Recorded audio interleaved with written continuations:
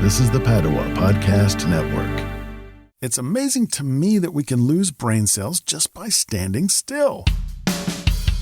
Running a Fever, episode 234, Dementia number 11, How the Brain Works, Aging.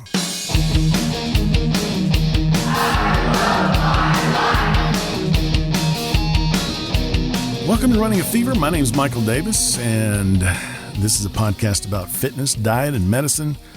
And my goal is to live a long, happy, healthy, active life right up to the very end. And of course, I want that for you as well, which is why I come on here every week and share this information with you that I'm obtaining just along my journey as a regular guy, trying to learn about health and, make it a journey to better health.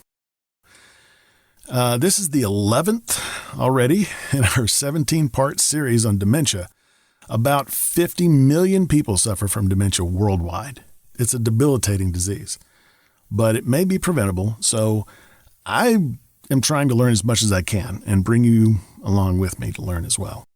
So for the first few chapters of the series, we talked about dementia itself, the different types, symptoms, a little bit about prevention, and we've switched gears to some more fundamental aspects about the brain itself.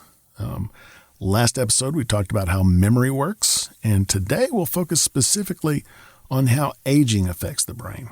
The main effect aging has on the brain is that the nerve cells in the brain called neurons die. Now, I've always heard that excess alcohol intake can kill brain cells, and I've even heard that sneezing can do that as well.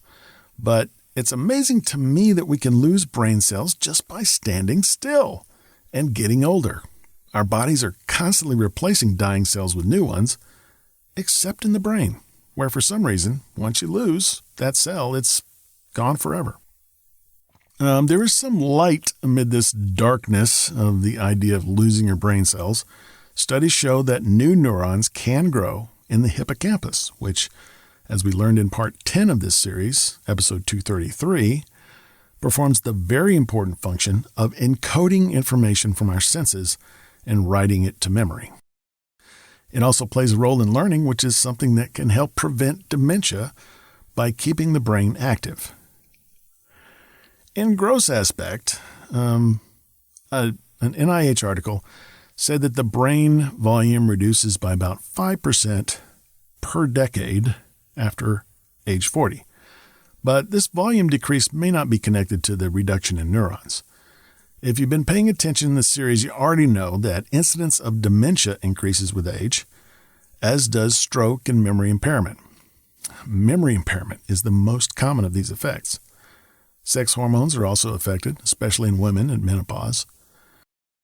But the good news is that you can slow the reduction in a number of ways, and we will have several episodes covering these, of course, including number 232, which is already available at runningafever.com/232. Next in this series, that was the first one on prevention. Next in this series, we'll have our second episode in the area of prevention, focusing specifically on staying active. References available, as usual, at runningafever.com/234. Next. As always, if you got the fever, keep it. If you don't have it, catch the fever, and I'll talk to you next time on Running a Fever.